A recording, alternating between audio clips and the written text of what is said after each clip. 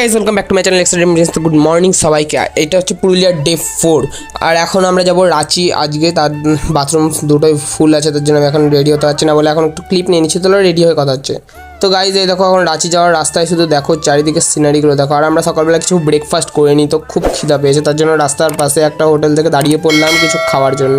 আর দেখো মাছলি তো হাত টাত ধুয়ে নিয়ে একটুখানি খেয়ে নিই আগে, সবার আগে কিছু না খেলে কিছু বলতেও পারবো না, দেখাতে পারবো না, কী বলবো তোমাদের। যা খিদা পেয়েছে না, ব্রেকফাস্টটাকে করে নিই তারপর কথা হচ্ছে।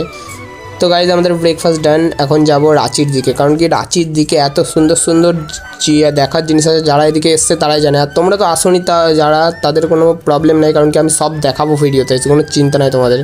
তো চলো, যাওয়ার পথে দেখো চারিদিকে শুধু লাল লাল গাছ, একবারে পলাশ ফুলে ভর্তি পুরো।